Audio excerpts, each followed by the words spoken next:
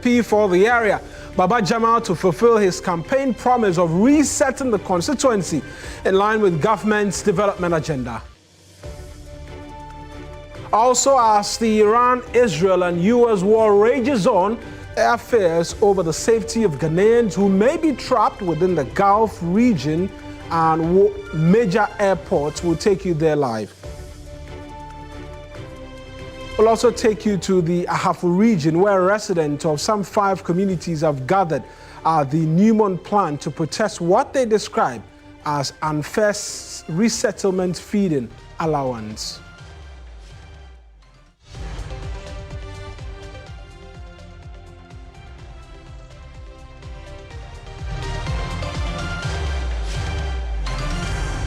This is News Central. Glad that you could join us. I am Mawina Egbeta, and the bulletin starts right now.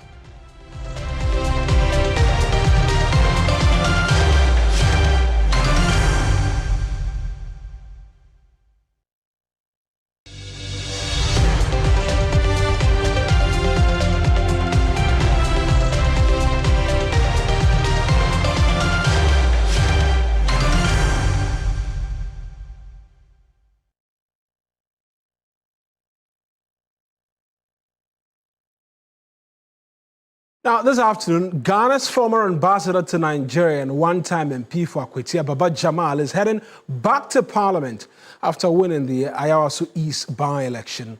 The Ayawaso East parliamentary seat became vacant following the death of the MP, Mahama Nasser Toure. Official results released by the Electoral Commission showed that Baba Jamal secured some 10,884 votes, representing 63% of valid ballots cast.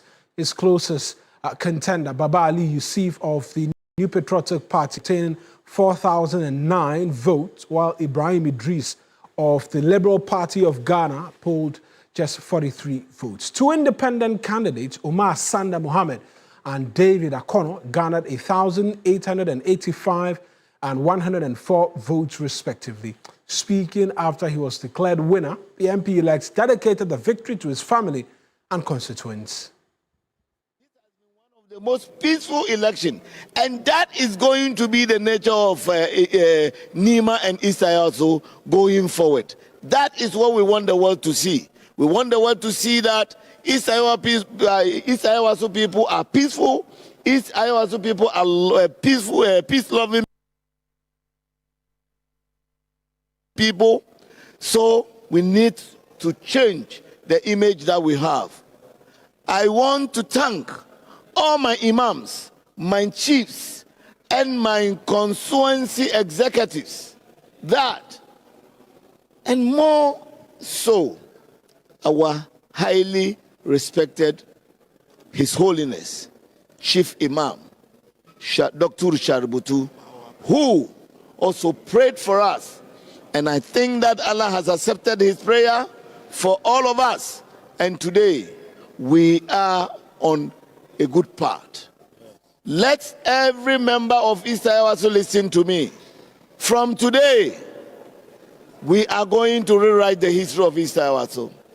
In the market, on the street, in the ghettos, in the bases, there is going to be new East Ayawaso, and that is why I am here to pursue that vision, to ensure that we rebrand East Ayawaso, especially Nima, with a new face of peace, of development, of professionalism, and inshallah, we shall achieve that. Thank you very much for listening to me, and I thank all Ghanaians, those who sympathize with me in these difficult times, those who sympathize with me. I thank everybody, especially the party grassroots, who didn't forsake me in my difficult times, who came through for me. I thank all the grassroots people. I will be there for them as they were there for me. We thank Allah, Assalamu alaikum, and to God bless. And that's it.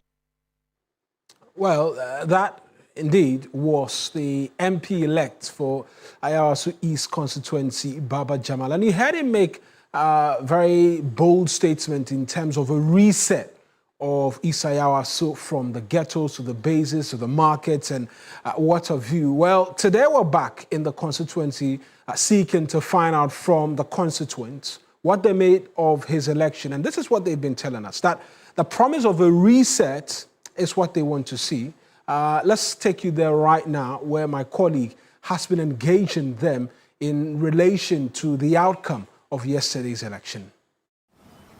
Well, it's a busy morning here at Nima within the Ayawaso East constituency. I'm told that today is a market day, and so this place being both a commercial and a residential area, you can imagine what a market day looks like. Let me speak to a few market women here who obviously participated in yesterday's by-election. Ansana abanebano yebeye election yakache yese Baba Jamal no be winning.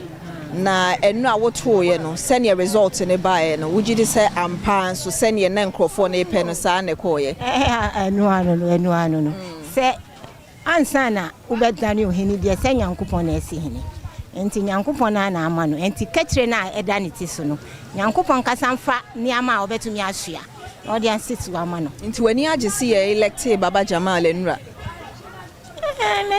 As a constituent, what do you expect? As a constituent, Baba Jamal, even right before he was elected, he provided 2.5 million Ghana cedis to the women of our Ayawaso East constituency.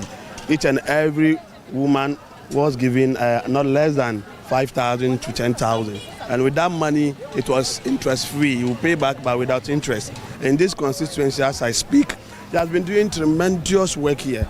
Do you know that he's a philanthropist too? Each and every day, people come to him and he has been helping people. What's your expectation of the MP elect? MP na ye vote man no. Ne ye pese oyema ye ne se. Omma ne nu nkwa ye nkwala no so. Youths. It's about the youths. Onye bibi papa man ni ma. Answer no obe free wonom na ya bonidin papa say waye bibi papa manima. So you're asking the MP-elect Baba Jamal to do something good for the youth of Nima. But when you say something good, what specifically? What do you want? Say obetumi nya kwan mom link say ombeye ejuma ana say obe estela ejuma bi e wa Nima ebe boa nkwala no. Say ebia trade na sembai wano crampo ana insanwo ejuma bi na obe boa nkwala no so ebe boa parents na omo Nima no. Ayawaso East will never turn its back against NDC. And Ayawaso East will always be voting for the NDC just because of developmental projects we are seeing in Ayawaso East. Which projects are those projects? See the gutter from Paloma to Kaukudi. It was not under the NDC government. Under Ye Rollins, the late Atamis came and continued, and His Excellency John Dramani Mama also came to continue. When you see the hospital that we see in Ayawaso, the clinic, it was started by the NDC government. Once again, my name is Beatrice Edu. Thank you so much for joining us. Back in the studio, a conversation surrounding that by-election yesterday was praise for the smooth nature with which the process went through from 7 a.m. till 5 p.m. The fact that there was no incident in terms of violence or concerns about persons attacking each other, that's been attributed to quite a number of things. What became the center of conversation long after the polls closed was the inability of the Electoral Commission to reconcile figures quickly and declare the election results. That meant that up until almost 11 p.m., the winner was yet to be determined. Not determined per se, but declared by officials of the Electoral Commission. And that has brought about quite the conversation in the aftermath of the election, even though we know the winner, and the NDC had projected who their winner was long before that was concluded. It's one of the many things we'll seek to get a response of some sort from the Electoral Commission. What constituted the challenges in being able to declare the election results?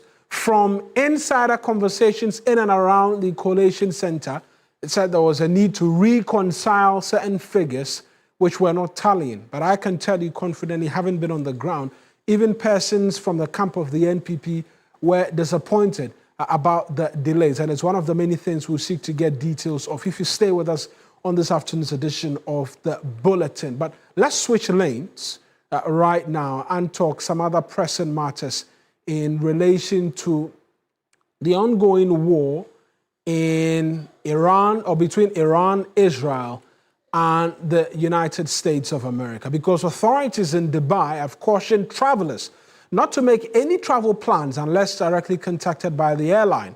This was after the UAE reopened its airports on Monday for a limited number of flights in Dubai and other countries in the Gulf region were closed from Saturday, February 28, due to the war between the U.S., Israel, on Iran. On Monday, Dubai-based Emirates announced a resumption of a limited number of flights with priority for earlier bookings. Etihad Airways, also based in Dubai, says it will resume flights Wednesday. According to flight tracking site Flight Radar 24, at least 2 Emirates flights that departed from Dubai landed in India's Mumbai and Chennai on Tuesday morning. A search on the site does not indicate any flights to Accra since the resumption was announced. And we know many Ghanaian tourists and others residing in countries caught up in the war have been asking government to initiate processes for their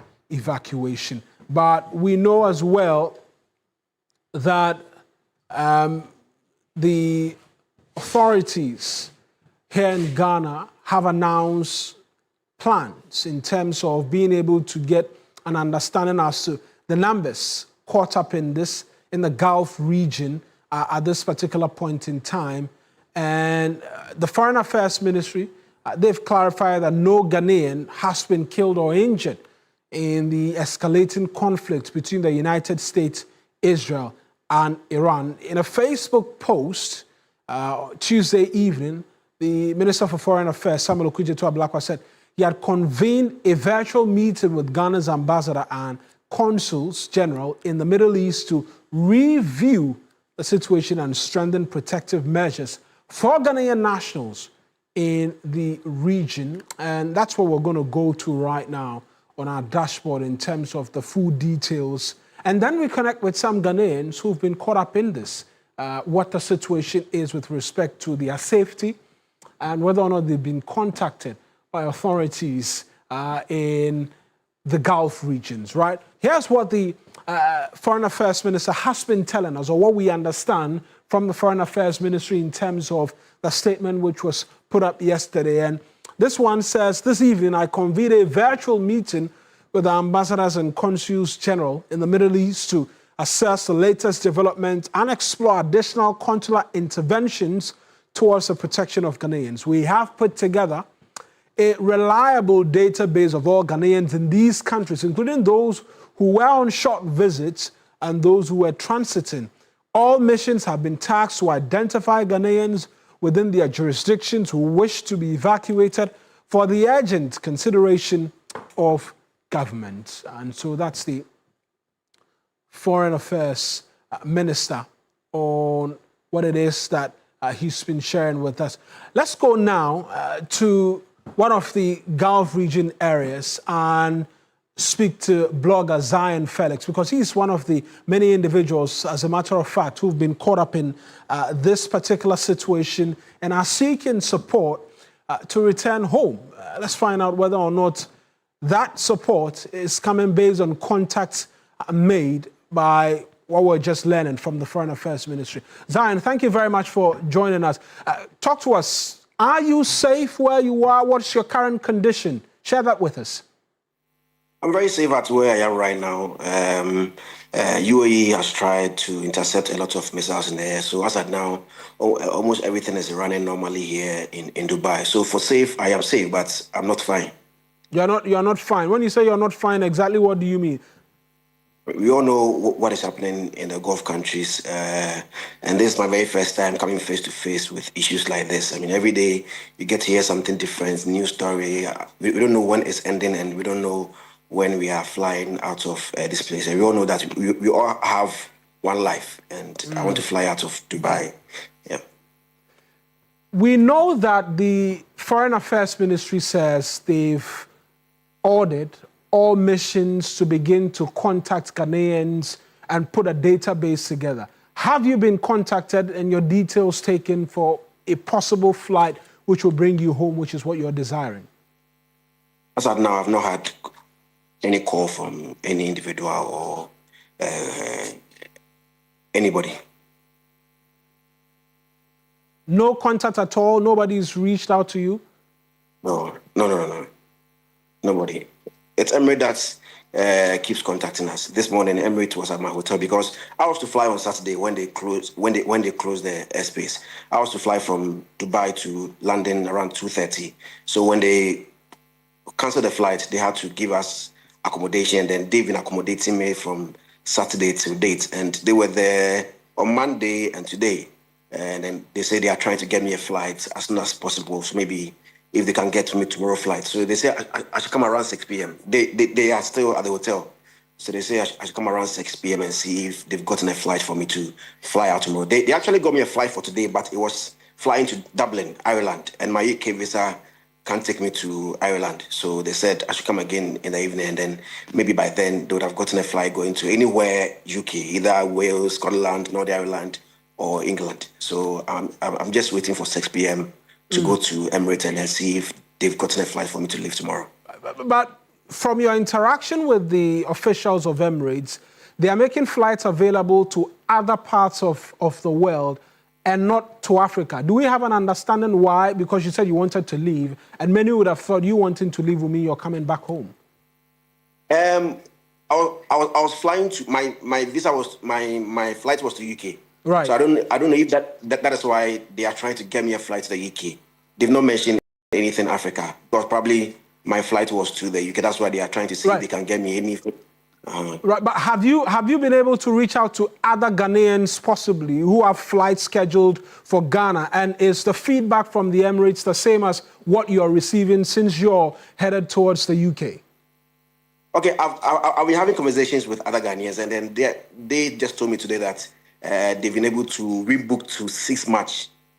They've been able to rebook to 6 March, and then they did it on their own because they are not being accommodated by Emirates. If you are being accommodated by Emirates comes to the hotel like almost every day.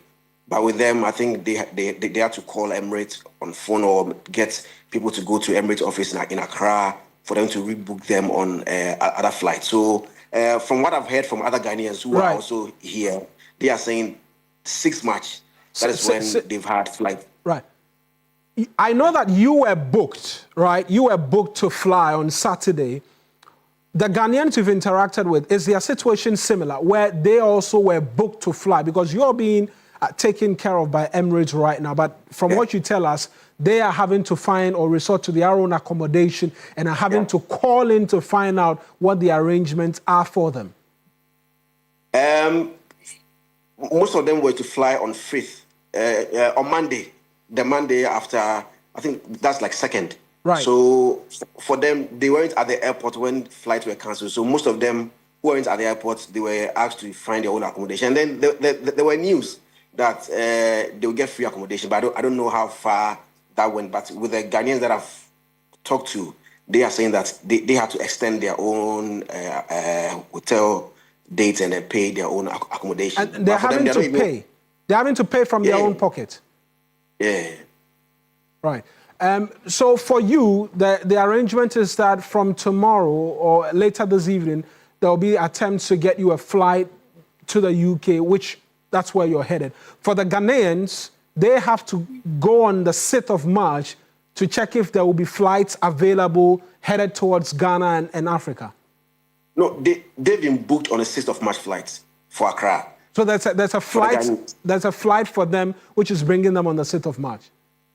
That is what they've informed me. I've talked to 2 different Ghanaians, right, and they've informed me that they've been booked on 6th of March for them to fly to Accra. And mine, I'm just waiting till 6 o'clock that I'll go and talk to Emirates if they found a flight for me. But I had a conversation with Emirates on X, and then they booked me for a 9th March flight, which I think is too far for me to wait here in this chaos. That's why I went to see them when they came to the lobby today at my hotel, and I told them to change the flight for me, and they said I should come 6 p.m. So if I don't get a flight tomorrow, I already have a flight for 9th March, but I just want to leave here as soon as possible. Right. On the fact that you want to leave as soon as possible, you've spoken to us about the first time you're having to experience this. With where you are you getting the sense that the war is actively ongoing in Dubai where you are, or missiles are coming in and they are still intercepting? You hear loud blasts from where you are?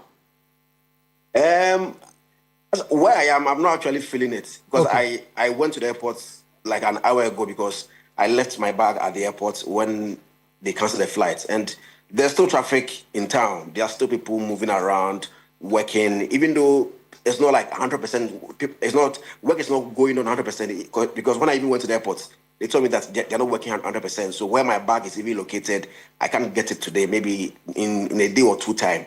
But if you come to a place like there are people are still walking around. Oh dear, we may have just lost Zion via Zoom there, but plans by many Ghanaians in Umrah pilgrims still hangs in the balance due to the ongoing Iran-Israel war. Many Muslims embark on the holy trip, different from the major Hajj at any point in the year. And the Foreign Affairs Ministry, through a travel advisory, cautioned pilgrims yet to leave the shores of the country to hold on with their plans, while those already in Saudi Arabia are being asked to remain calm, comply with local authorities, and maintain regular contact with their travel agents and the embassy and consulate in Riyadh and Jeddah.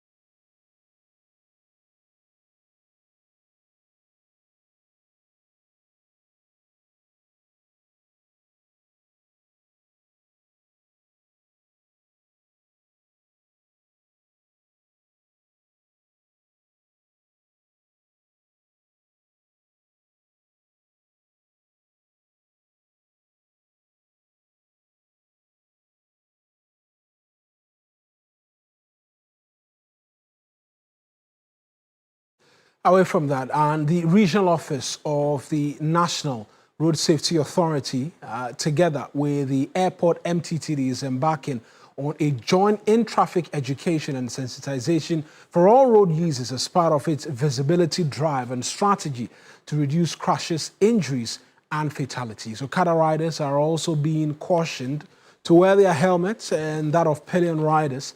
14 people were confirmed dead across the country in the first 15 days of 2026. My colleague George Quinn is joining us with a bit more in terms of this education exercise. George, talk to us. What can you report? Thank you so much for your time. And this actually is a joint operation by the regional office of NS, National Road Safety Authority, and that of the police MCT, the airport branch to be specific. And you all know fatalities that occur on the roads. And so this, of course, is to reduce the crashes. We're just some few days away from Easter. And Easter is also time where people actually are very careless on the roads. And so this is also to make sure that we don't record crashes during Easter. So we actually was part of this very operation. And so some of these Okada riders were stopped. You can have some of these riders without helmets, and the prison rider also not having a helmet. So what the MTTD and the NRA they do is they will call you and give you a word of caution. But the next operation, they want to clamp down people, arrest people, because if you look at the deaths that were recorded somewhere in last year, which was 2025, some 2,949 fatalities were reported. So these people actually died, and out of this very number, 1,345 were as a result of Okada crash, and they died. And so these are needless that we can avoid by allowing these riders and pillion riders to wear helmets. So this, of course, is what it is. So it's scary statistics. 54% of that very figure was recorded in Greater Accra region. So it's a reason they're going to go hard on them and make sure they do the right. So the next operation, they're going to arrest people. Right, and when next are they returning to the streets again, where they say they will be enforcing the arrest? Okay, according to the regional director of the National Road Safety Authority, that's Mr. Chris, they are looking at ending of March, where they'll go back to the street and arrest these people. With that, the caution, because the caution has already been done. That's why when they catch you, we arrest you, we will ask for your license and do more probing and questioning. So this is like a full operation at the end of the March when they do their next operation. Right then, George, thank you very much. That's my colleague George Quinn with details there for us. And away from that, the Ministry of Gender, Children and Social Protection has unveiled a 10-year national gender policy 2025 to 2034 to protect the rights of women and girls and close the gaps that still hold back progress. As Ghana charts the next decade, the policy is more than a decade document. It is a call to action ensuring that rights, justice, and opportunity truly belong to all women and girls. The new national gender policy is a decisive framework to confront inequality, protect rights, and drive action for women and girls across Ghana. Under the theme, Rights, Justice, Action for All Women and Girls, the policy calls for collective responsibility to ensure institutions deliver tangible and transformative results. At the launch and marking the International Women's Day, Gender Minister Dr. Agnes Namomolati emphasized that rights alone are not enough. Justice must be backed by deliberate action.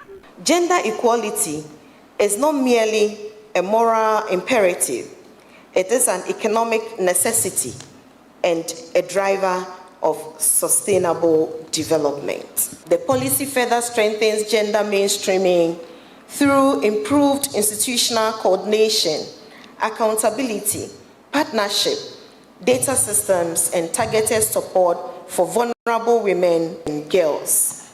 United Nations Resident Coordinator Zia Chowdhury acknowledged progress but noted gaps remain, citing maternal mortality, child marriage, gender-based violence, and accusations of witchcraft against women. The Australian High Commissioner to Ghana, Berenice Owen-Jones, highlighted underrepresentation of women in decision-making and the lack of education for girls in rural areas as major barriers to achieving gender targets. Gender equality leadership does not happen by chance. It happens because government, institutions, and leaders make very intentional policy decisions and sustain them over time.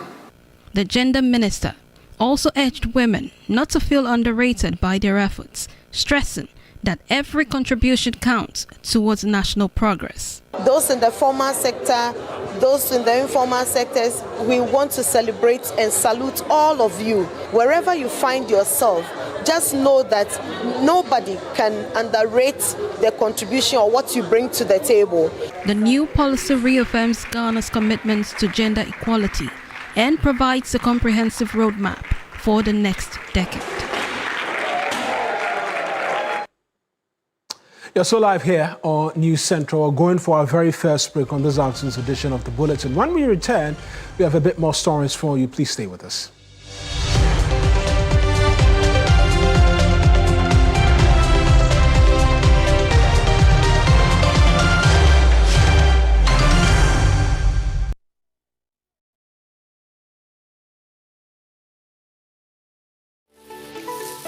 Why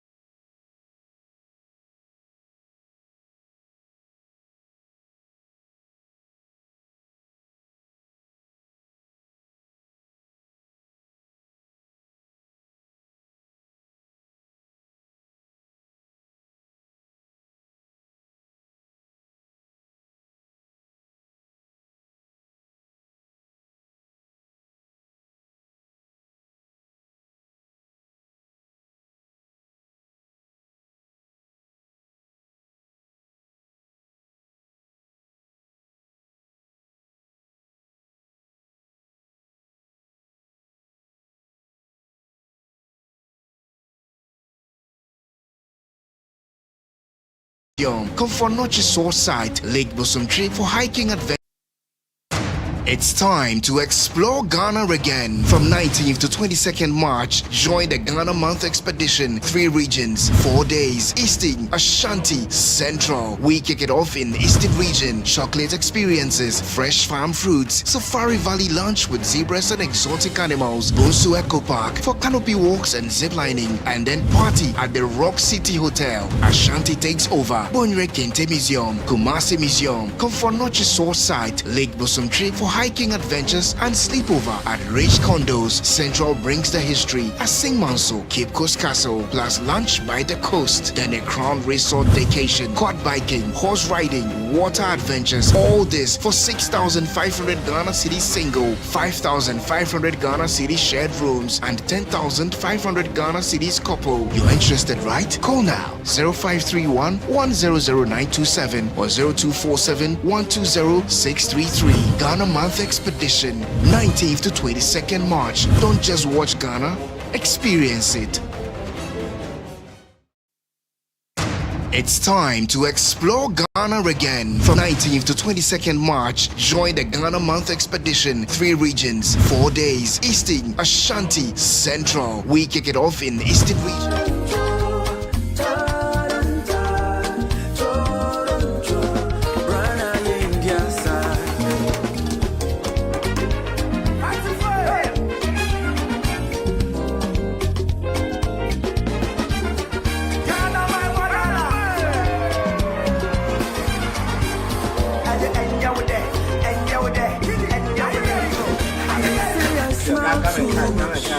I'm way too hot.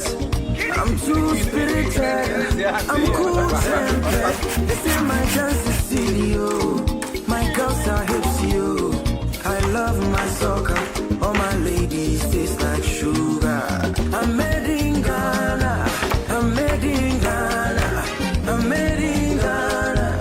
I'm made in Ghana. You can take me to London. I'm made in Ghana.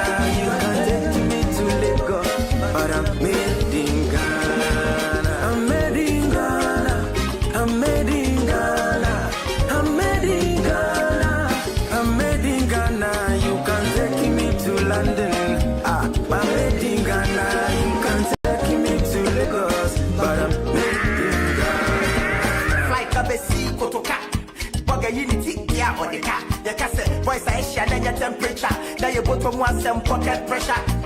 Now still you did that. And show one show love, you be my boss with your yes, so when I treat the best, I have to some other fans for yeah. Rasta man say one low, from Bole to Accra, one soul. Then you now see the one do. Kill a will in the paya, one bow. But a man day, they want chop rango. But some few ones day, they want show. Gonna be the gateway, no be the window. You not Ghana swap up with them to the show. And for die Messica, and when you change the so now none of the woman say that I best say you will say you will say. Then why you miss that? Oh my God, about the rapper, but you run there to a sap.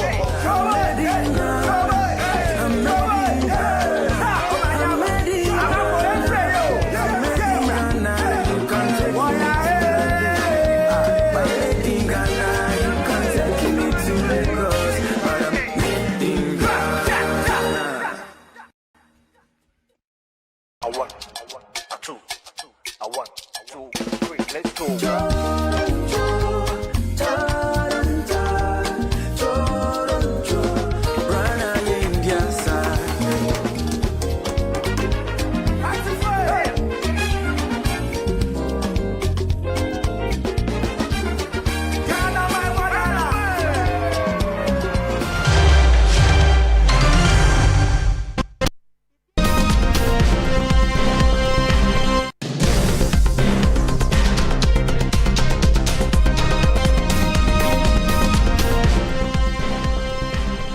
Well, now we're back, and let's take you to the Ahafo region, where residents of some 5 communities have gathered at the Newmont plants to protest what they describe as unfair compensation.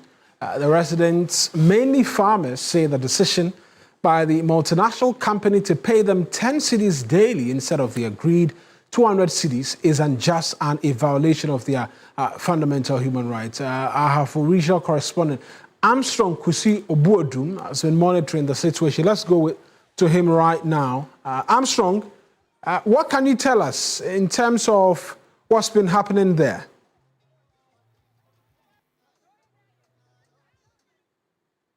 Armstrong, can you hear me this time? Armstrong Obuodum is our colleague in the Ahafo region. We're seeking to connect with him to get an understanding as to the concerns by these farmers in the 5 farming communities. Armstrong, can you hear me now? Yeah, I can hear you, my brother. Great. Talk to us as to what's happening in the area. The farmers say they are to be paid more than 10 cedis. Okay, thank you very much, my brother. That is what you just said. And it started yesterday, and then through the 9th, and then this morning they are there. This afternoon, as I speak to you, they are also there.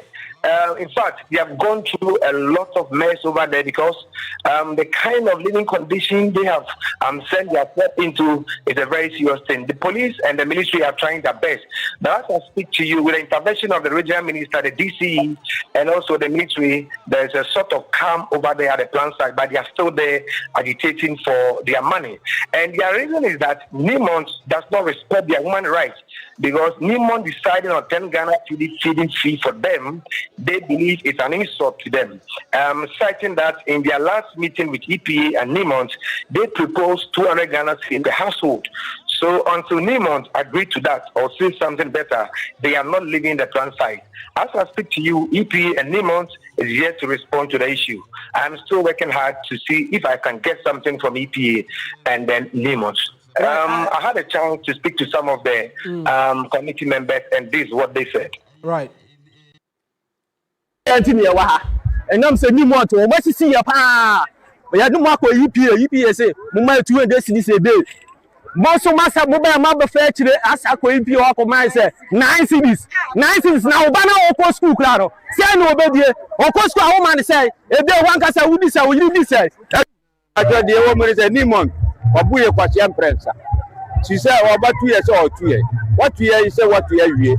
I've heard the about what they kwa chika what they are my. They are to say my didi chika ni yankwa. Woko kache to Obama di paba ofie ba ko bia 10 cedi. Tu so ampata oba e wo hono. Na su kukura wo kwa na pa woman 20 cedi one day. Ne say ni mo tebu e kwasia. Ye ni abrepa wo ba ba je yesase. Tiasi kama ya no wo pese wo sisi e nti die nti a ye ba ha na mete ni moto wo man tiasi kana maya ye beda ha ye beta.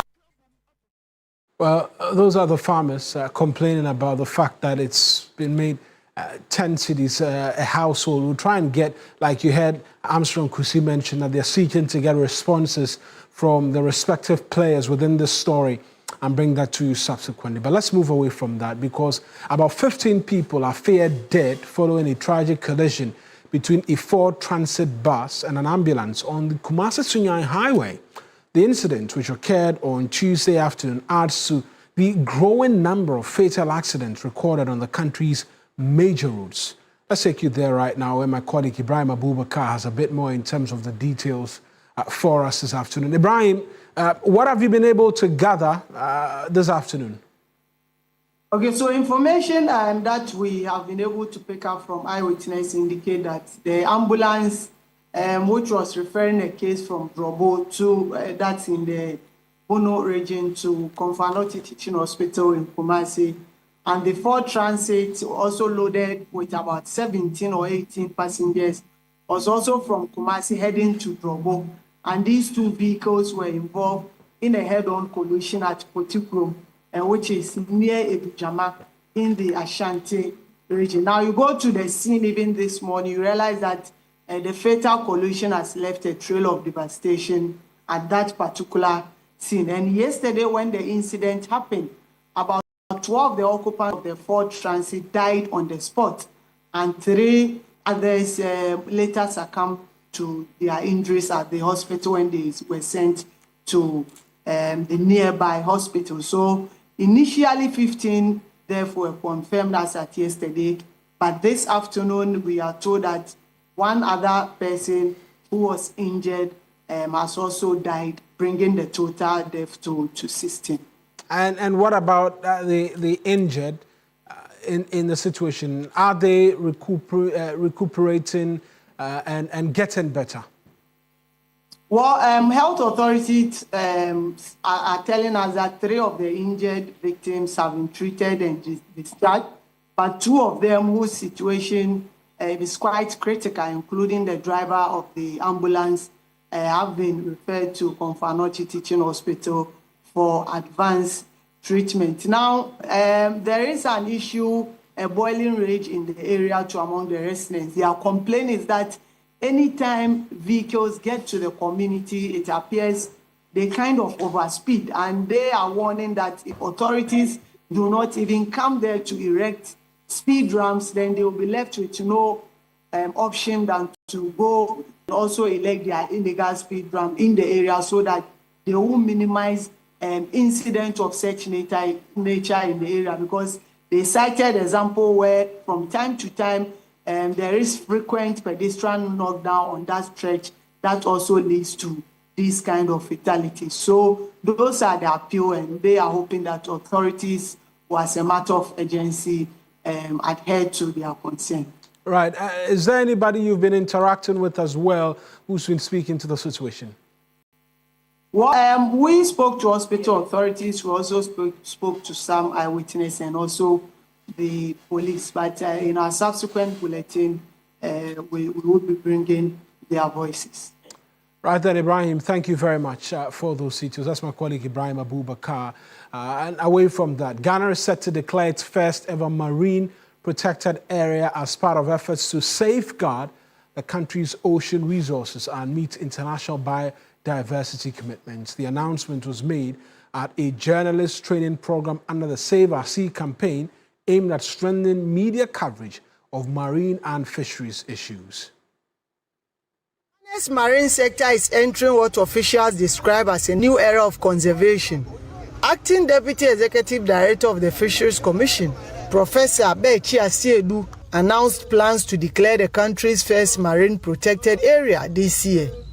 Once the president declares that this place is a marine protected area, then there will be no fishing in that area. Okay, the fishers will just go there to go and have their rest, lay their eggs, and then produce. And then they move to the other parts of the ocean where fishers can go and then harvest them.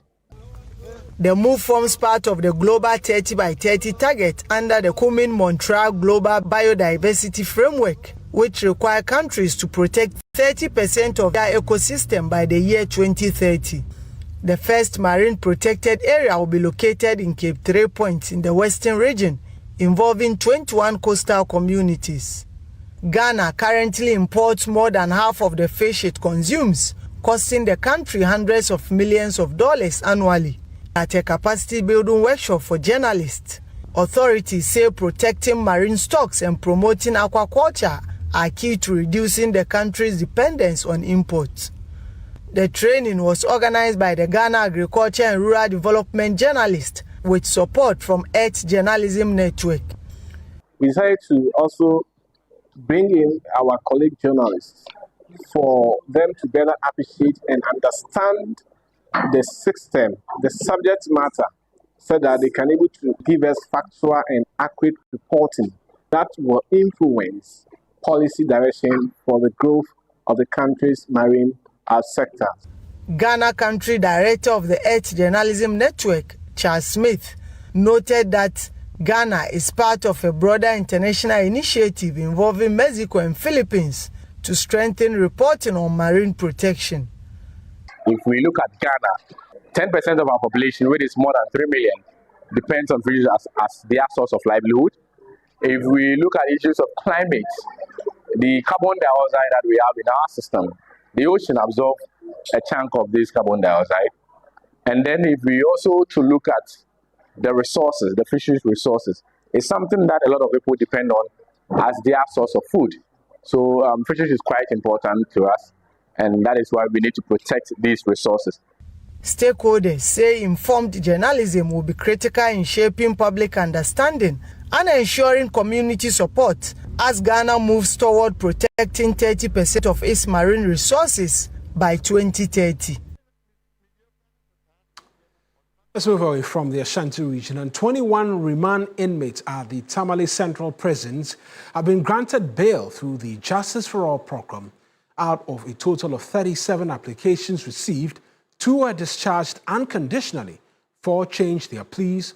21 granted bail. 4 bail applications were refused for various reasons.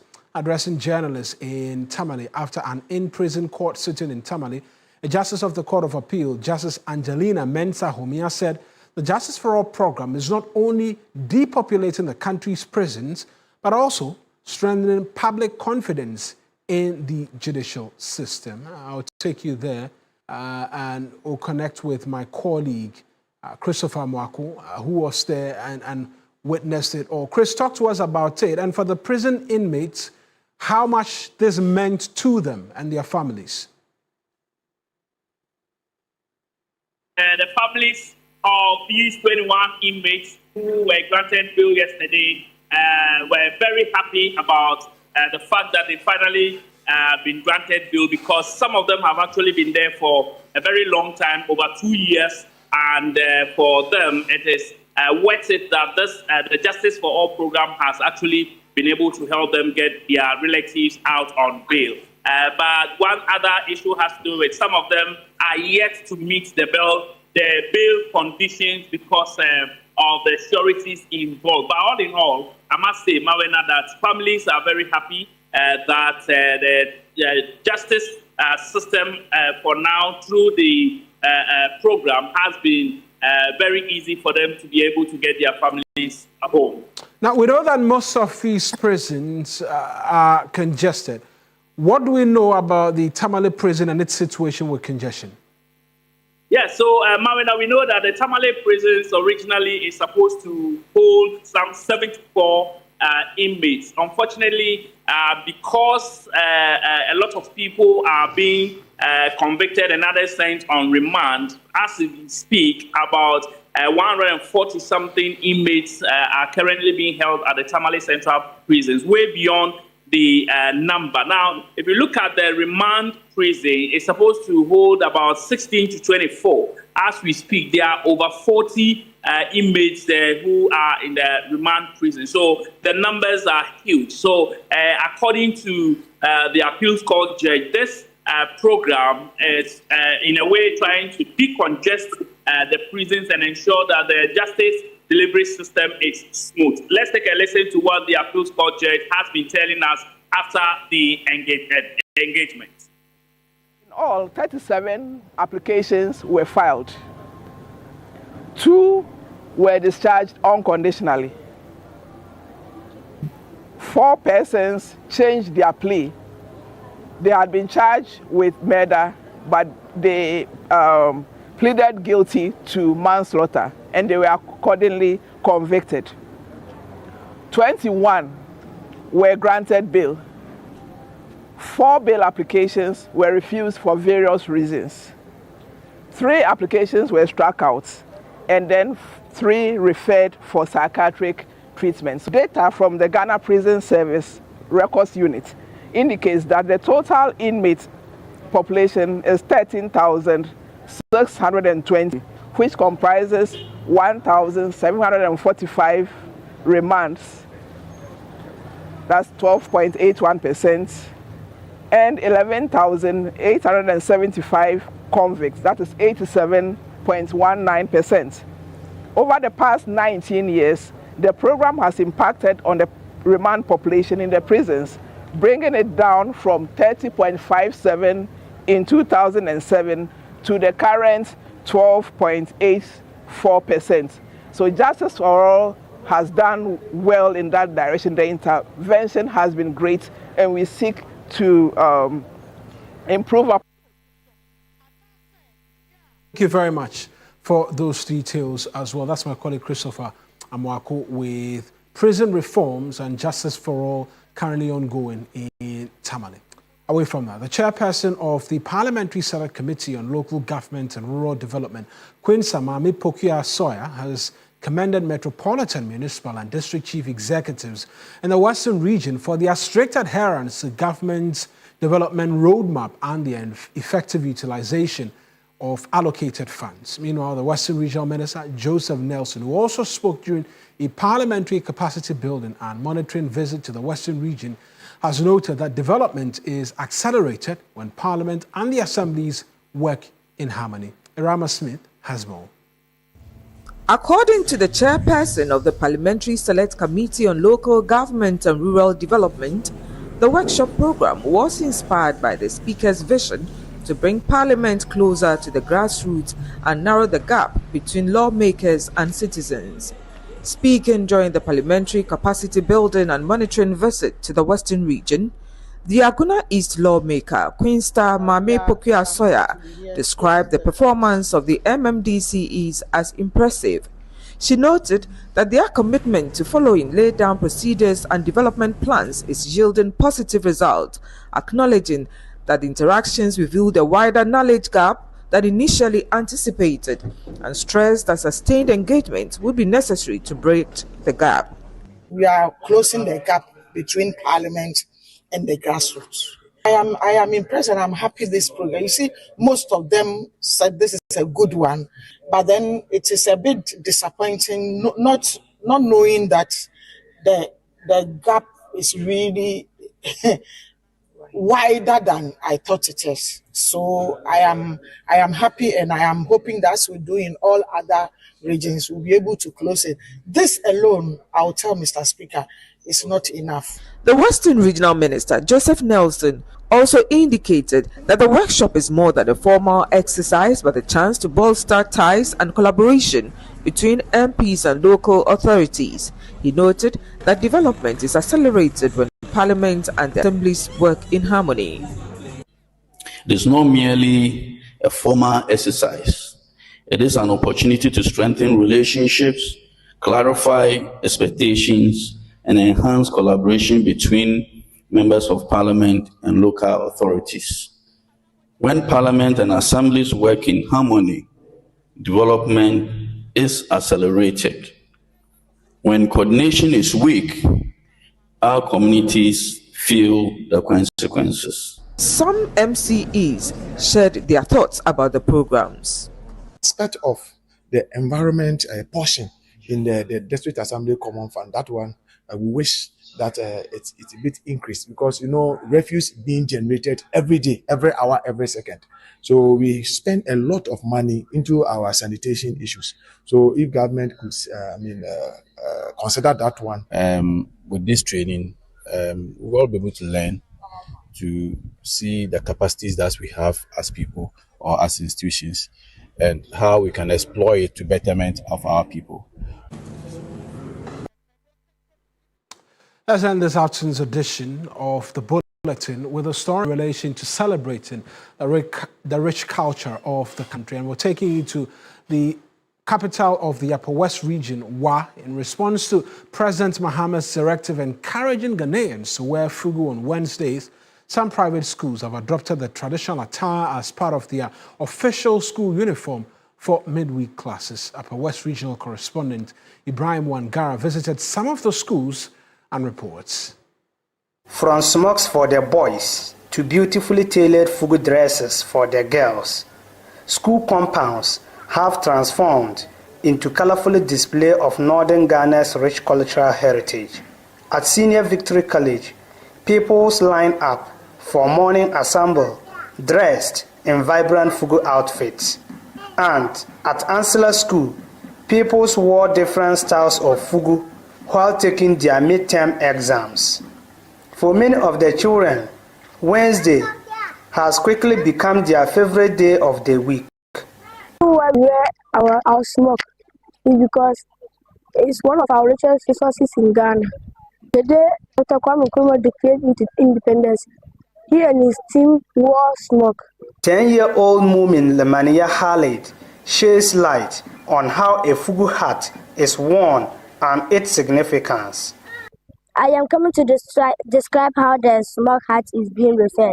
When you turn the hat to your front, it means you are powerful. When you turn the hat to your back, it means you have more followers. When you turn the hat to your right hand side, it means you are a leader. And when you turn the hat to your left hand side, it means you are humble. When the hats also go up, it means you are having a high position.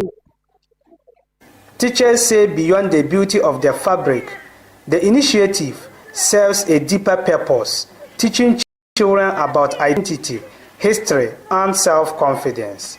Part of our culture, and then passing it down to these little ones is important to us. And therefore, it is good that we have something like this going on in the country, and we are giving it our full support. Chairman of the Private School Association, Suleiman Mumuni, noted that the directive is not just about fashion, but about cultural education. As we are practicalizing this, they learn that in the classroom, but sometimes it's too theoretical. Now we are telling them that as part of culture, they must respect their own fugu. That is Ghana made. We shouldn't continue to be promoting foreign products when we have quality products at our own level. One thing is evident. The directive is not just a change of dress code, but has threatened identity and giving young learners in WA a tangible connection to their heritage. Ibrahim Wangara, TV3 News, WA. Well, I know a lot of you are actually in Fugu today as well as we continue to celebrate Ghana Month. That's our bulletin for you this afternoon, which came to you from our studios here on the John Hammond Street. I am Mawina Egbeta. Many thanks for watching.